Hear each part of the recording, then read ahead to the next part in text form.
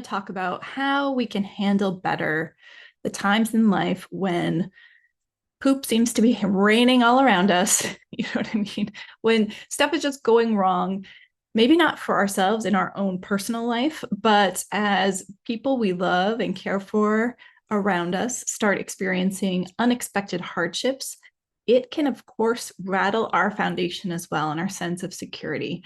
I'm thinking about this today because within the last 2 months, I've experienced, actually, I shouldn't say I've experienced, my close friends and loved ones have experienced really unexpected kind of lightning striking events that have made me feel less secure and more stressed.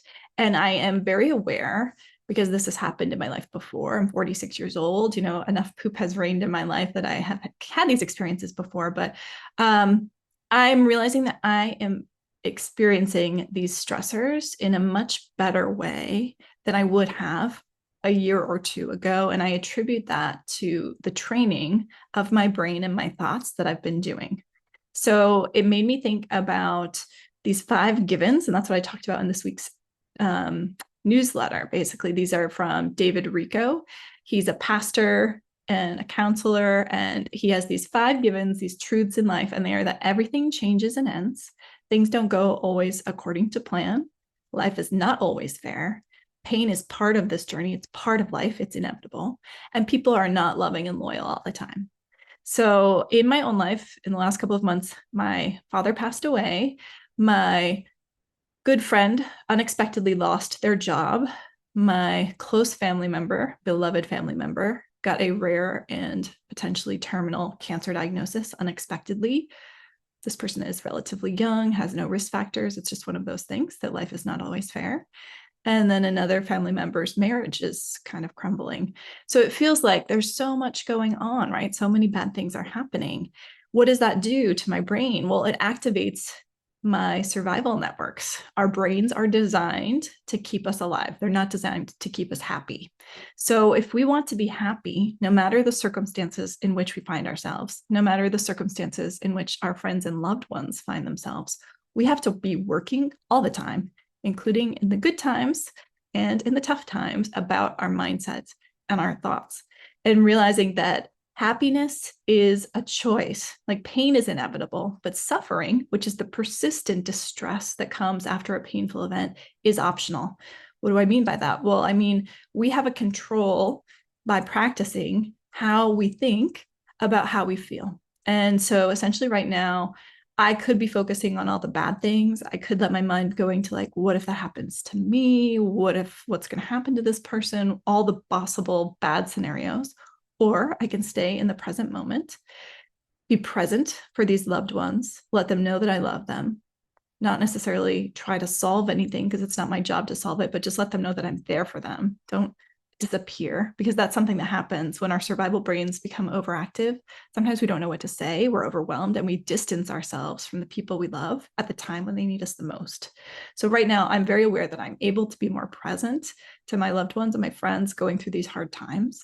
I'm able to be present with my own emotions, and I'm able to be thankful for what I have by really taking care of myself right now, getting enough sleep, eating well, exercising, every day being conscious of thinking about the good things that happened each day, the things that I'm grateful for, the things that I'm going to remember, the things that I'm looking forward to tomorrow, and prioritizing my social relationships. So I'm consciously like reaching out to the people who are important to me and letting them know, letting words not go unspoken, letting them know how much they mean to me.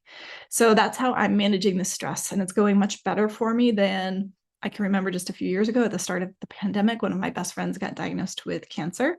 And it was that time when we were also all suffering with the start of the pandemic and the social isolation, the shutdowns, all of that. I was in a much, much worse place, I can tell you. I remember having nights where I was like crying myself to sleep, imagining my husband and my son getting COVID and dying because they both have asthma and respiratory illnesses, and just feeling like spiraling in those negative thoughts. And I'm realizing that no good comes with that. That's suffering. I was causing that suffering. That was not reality.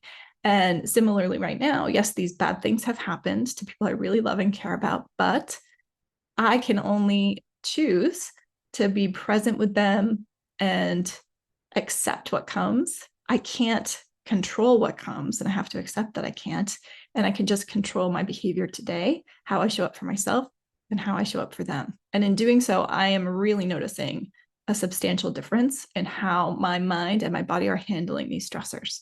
So I wanted to send out this message to all of you because I don't know what you might be going through. And I think it's important that we teach our kids these facts and these givens as well, because they might be experiencing setbacks and hardships. They might be going into a negative thought spiral that makes them feel worse and suffer more.